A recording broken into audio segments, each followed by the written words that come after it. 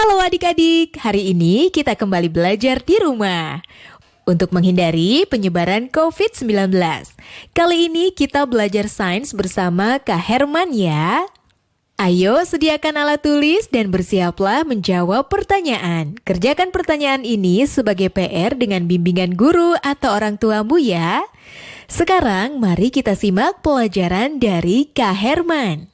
Aku jalan ya. Ya, Ya, kau mati. giliranku ya. Ya. Iya. Ikutan main dong. Lah, caturnya kok nggak berantakan sih? Ya dong, ini kan papan catur ajaib, namanya Magneto. Kan nyari kalau ada orang lagi main jangan iseng. Aku bingung deh. Di rumah, ibuku menempelkan kertas di kulkas, tapi tidak memakai lem. Ibuku menjawab memakai magnet. Dan sekarang papan catur ini aku angkat, tidak jatuh juga. Dia bilang pakai magnet juga. Magnet itu apa sih? Kamu kalau mau nanya magnet sama aku, tapi kalau mau dijawab sama Fadil dan Dea.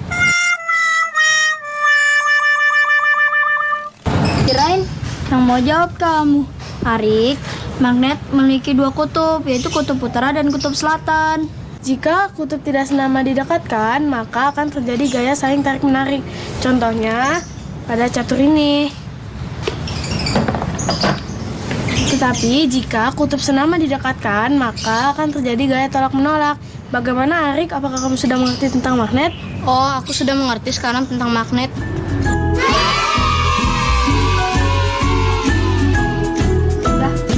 Jalan lagi ya. Halo Sobat X-Science, senang sekali Kak Herman dapat berjumpa kembali dalam program kesayangan kita, X-Science, Eksplorasi Sains. Sobat X-Science, jika sebuah magnet kita potong terus-menerus, maka kita akan mendapatkan magnet-magnet kecil. Magnet-magnet kecil ini disebut sebagai magnet elementer, alias magnet domain, yang memiliki sifat dapat menarik beberapa benda.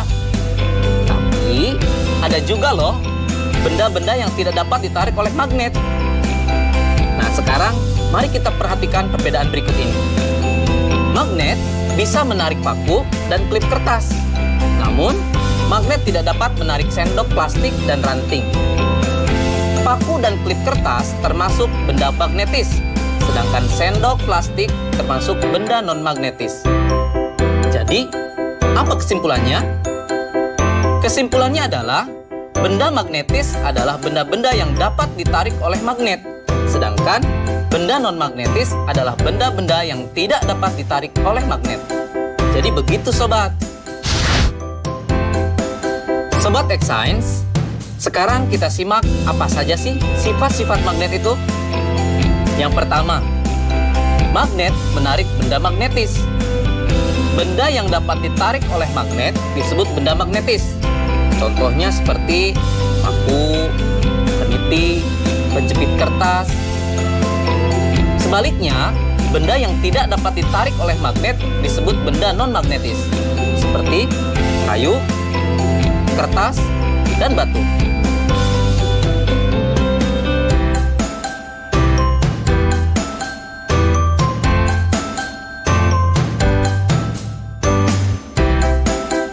Sifat yang kedua adalah magnet mempunyai dua kutub. Biasanya disebut kutub utara dan kutub selatan.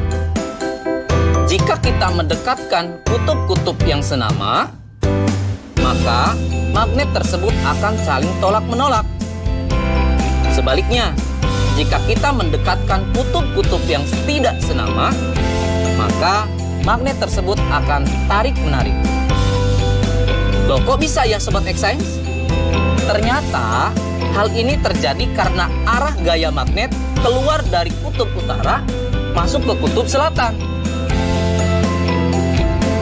Sifat yang ketiga, gaya tarik magnet paling kuat terletak di bagian kutub magnet. Garis medan magnet secara alami berkumpul bersama di ujung magnet. Bagian ujung magnet ini disebut sebagai kutub magnet. Karena garis gaya magnet berkumpul di ujung magnet, gaya tarik paling kuat terletak di bagian kutubnya. Yang terakhir, gaya gaya magnet dapat menembus benda tertentu. Kekuatan gaya tarik magnet ditentukan oleh ketebalan benda yang menjadi penghalang antara magnet dengan benda magnetisnya dan jarak antara magnet dengan benda magnetis tersebut. Bagaimana? Menyenangkan bukan belajar sains? Dengan belajar sains, kita menyadari akan kekuasaan Tuhan Yang Maha Esa yang telah menciptakan magnet lengkap dengan keunikan sifat-sifatnya. Sehingga kita dapat menggunakannya untuk kehidupan dan dapat menambah rasa syukur kita. Saatnya kita bernalar. Yuk, mari kita bernalar ya. Ada satu magnet batang T, U, dan dua batangan benda yaitu P, Q, dan RS. Dua batang benda P, Q, dan RS didekatkan pada magnet TU. Hasilnya ditunjukkan pada tabel berikut ini.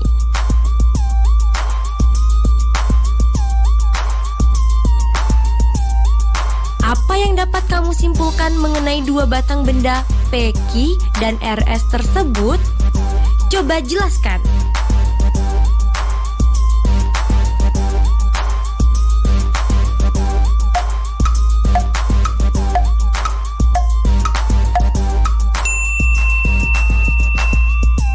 Yuk simak pembahasannya. P, Q adalah magnet, sedangkan RS adalah benda magnetis. P, Q adalah magnet karena ketika ujung P didekatkan dengan ujung T, terjadi saling tarik-menarik. Sementara ketika ujung P didekatkan dengan ujung U, terjadi saling tolak-menolak. Begitupun ketika ujung Q didekatkan dengan ujung T, terjadi saling tolak-menolak. Sementara ketika ujung Q didekatkan dengan ujung U, saling tarik-menarik. RS adalah benda magnetis karena ketika semua ujung batang didekatkan ke ujung magnet TU, terjadi saling tarik-menarik.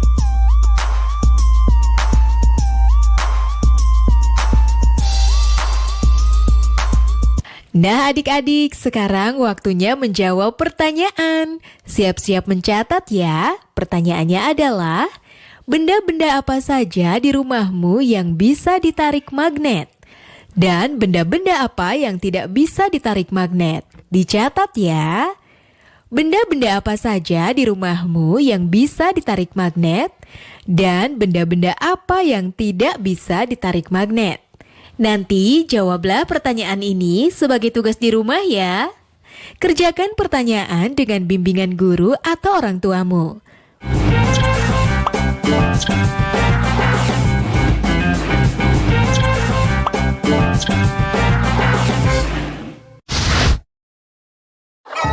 Tak terasa tahun demi tahun telah berlalu. Beban yang berat kini sudah berkurang dan sangat aku syukuri. Bu, Randy besok harus beli buku dan alat tulis yang baru. Iya, tapi sekarang pakai tas yang ini dulu.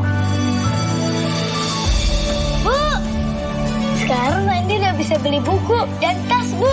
Dengan ini. Tidak ada hal yang paling membanggakan selain melihat anak memiliki semangat tinggi untuk terus bersekolah. Buku adalah sumber pengetahuan.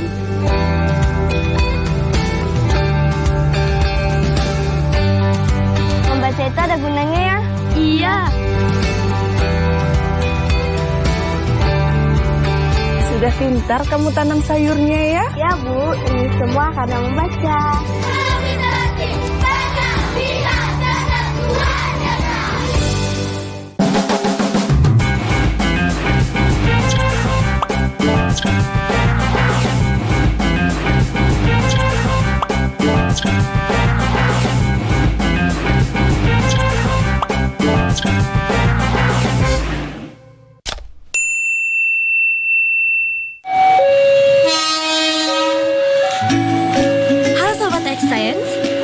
Siapa di sini yang tidak tahu kereta api?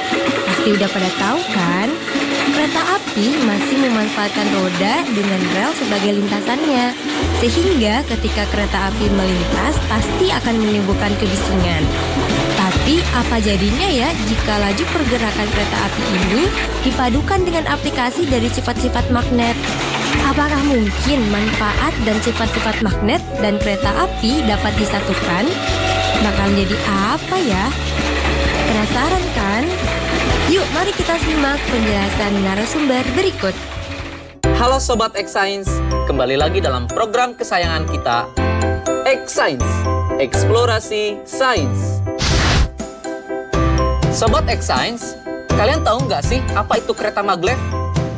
Dalam bahasa Indonesia, kereta maglev disebut dengan kereta levitasi magnetik, atau sering juga disebut dengan kereta magnet. Seperti namanya, prinsip dari kereta magnet ini memanfaatkan gaya magnet untuk mengangkat kereta sampai mengambang alias melayang dan tidak menyentuh rel, sehingga gaya gesek dapat dikurangi. Selain itu, kereta ini juga memanfaatkan magnet sebagai kekuatan pendorongnya. Dengan kecilnya gaya gesek dan besarnya gaya dorong, kereta ini mampu melaju dengan kecepatan sampai 600 km per jam. Jauh lebih cepat dari kereta biasanya. Luar biasa ya kekuatan magnet jika dimanfaatkan pada kereta. Nah, sekarang bagaimana jika diterapkan pada bidang yang lain ya? Saatnya kita seru-seruan bereksperimen dengan menggunakan magnet, yaitu pensil melayang. Loh, kok bisa pensil melayang? Pasti penasaran bukan? Yuk kita mulai. Terima kasih Kak Herman. Alat dan bahan yang dibutuhkan pada eksperimen ini adalah sebagai berikut. Pensil, magnet berbentuk ring, karet alat. Langkah-langkahnya adalah sebagai berikut. Tempatkan 4 magnet berbentuk ring pada kasar karet. Upayakan kutub yang menghadap ke permukaan senama dengan kutub magnet yang dipasang nantinya pada pensil. Masukkan 2 ring magnet pada pensil.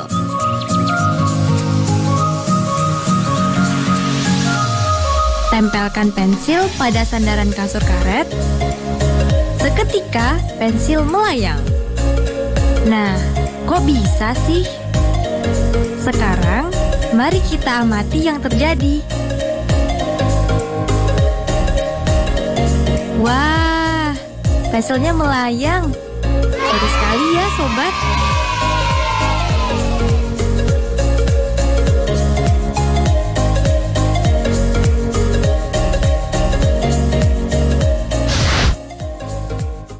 Adik-adik, tadi sudah melihat kan percobaan pensil melayang?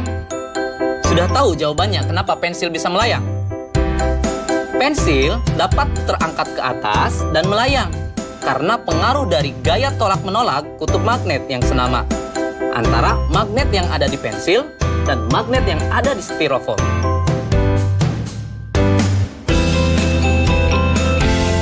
Nah, sekarang selamat mencoba di rumah ya.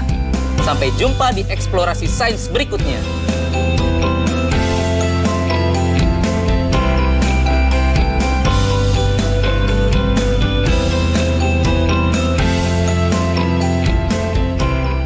Nah adik-adik, menarik ya penjelasan Kak Herman. Ada kereta yang bisa melayang seperti kereta magnet maglev.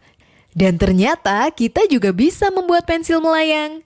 Sekarang waktunya menjawab pertanyaan. Siap-siap mencatat ya. Pertanyaannya adalah, bagaimana kereta magnet maglev menggunakan gaya magnet? Dicatat ya, bagaimana kereta magnet maglev menggunakan gaya magnet?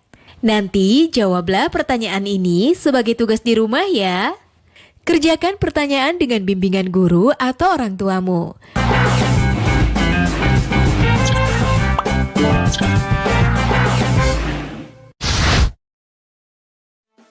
Cuci tangan itu penting untuk mencegah datangnya penyakit.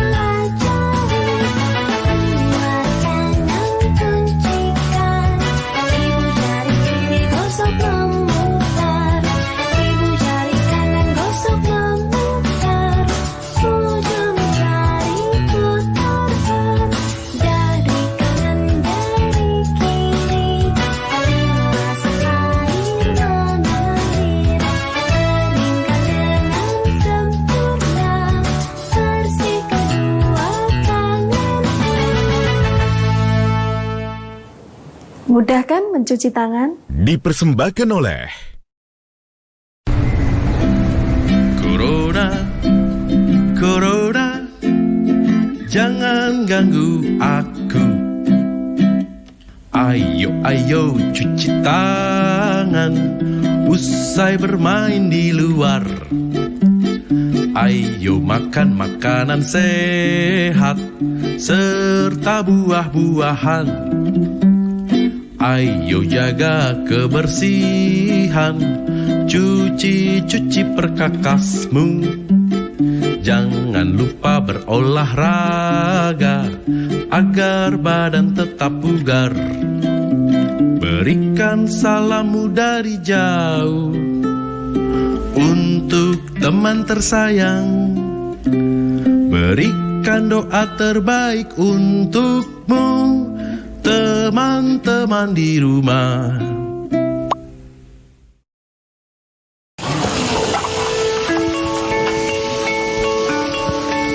Perilaku hidup bersih dan sehat merupakan cara paling efektif untuk mencegah penularan virus corona.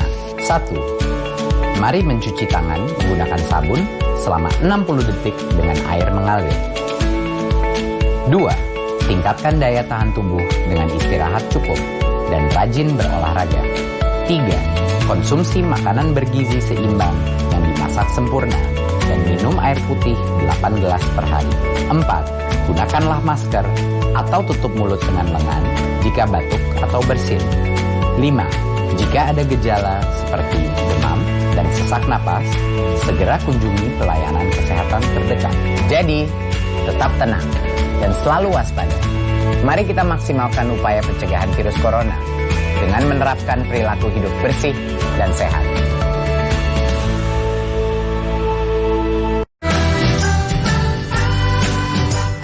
Kementerian Pendidikan dan Kebudayaan terus mendukung pembelajaran jarak jauh dan memajukan budaya Indonesia di masa pandemi corona. Saksikan program Belajar dari Rumah setiap Senin sampai Minggu untuk semua jenjang pendidikan, guru dan orang tua hanya di TVRI. Marilah kita bersama-sama belajar dari rumah.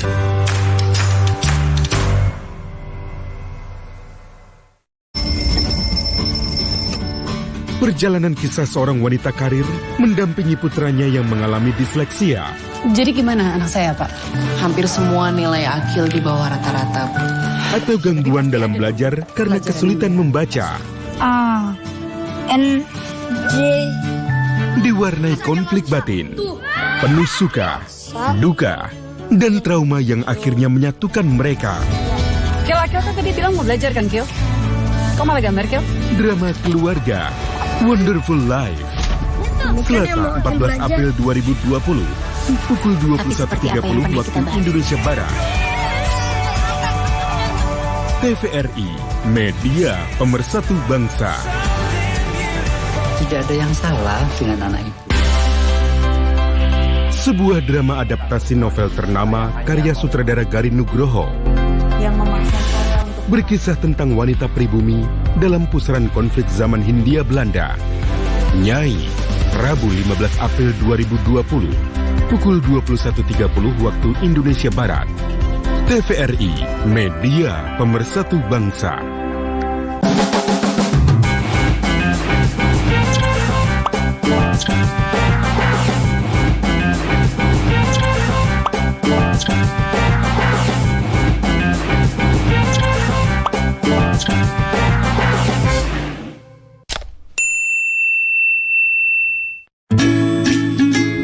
Bagaimana, bisa gak? Bisa dong, caranya kita gabungkan kabel ini ke bohlam. Lalu kita hubungkan ujung kabel yang lain ke bawah baterai.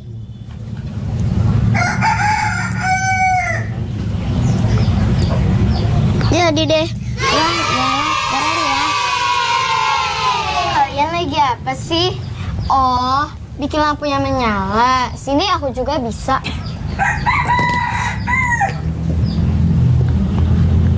Lihat ya. Simsalabim, menyala. Lah, kok tidak menyala? Pantas kau lupa.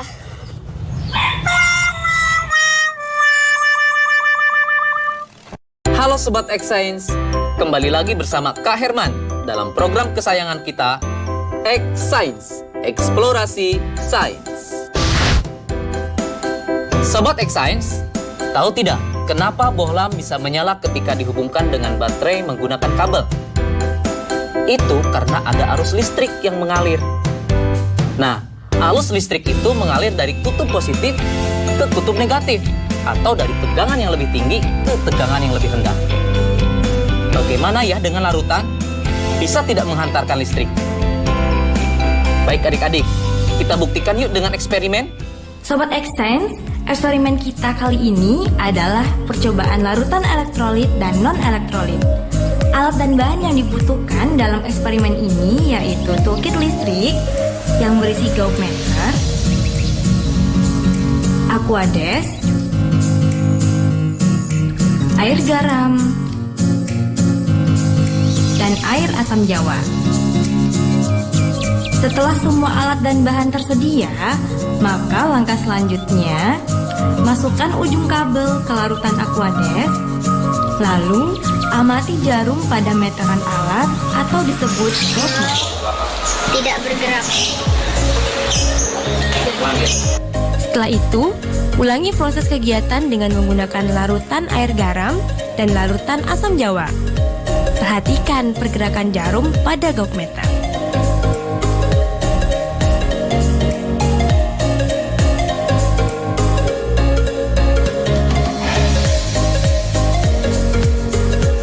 Isilah tabel berikut ini dengan memberi tanda checklist pada kolom yang sesuai.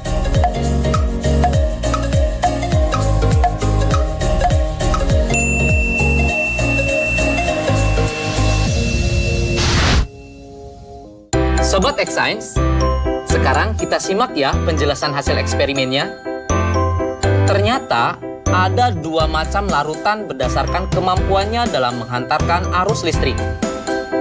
Larutan yang tidak menghantarkan arus listrik disebut larutan non-elektrolit. Sementara larutan yang bisa menghantarkan arus listrik disebut larutan elektrolit. Kok bisa demikian ya adik-adik? Begini, kakak jelasin ya. Larutan non-elektrolit tidak dapat menghantarkan arus listrik karena di dalamnya tidak ada ion. Contohnya air aquades atau air murni. Makanya tadi dalam percobaan jarum pada gauge-meter tidak bergerak. Sekarang bagaimana sih larutan yang dapat menghantarkan arus listrik? Larutan elektrolit terbentuk dari terlarutnya senyawa elektrolit dalam peralut air, di mana senyawa itu terurai sempurna membentuk ion positif atau disebut kation dan ion negatif atau disebut anion. Pada saat arus listrik melewati larutan elektrolit, ion-ion dalam larutan menghantarkan arus listrik, seperti layaknya dalam kabel. Nah, Sobat X Science, sekarang kita lihat larutan garam dan larutan aquades. Jarum pada gauge-meter bergerak pada larutan air garam. Ini menunjukkan kalau air garam dapat menghantarkan arus listrik. Kenapa bisa demikian? Garam atau NaCl ketika larut dalam air, garam tersebut akan terurai menjadi ion-ion, yaitu ion Na+ dan ion Cl-, yang kemudian mereka terurai, berpencar saat di dalam air. Begitu penjelasannya adik-adik. Menyenangkan bukan belajar sains?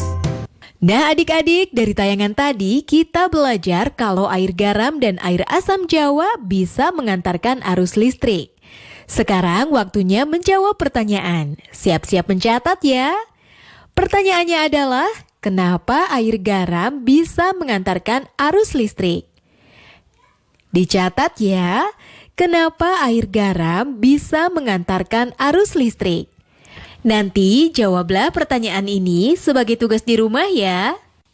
Kerjakan pertanyaan dengan bimbingan guru atau orang tuamu. Sekarang adik-adik belajar di rumah aja bersama Kak Herman hanya di TVRI. Adik-adik ingat selalu untuk mencuci tangan dan menjaga kesehatan untuk mencegah penyebaran COVID-19. Sampai jumpa lagi.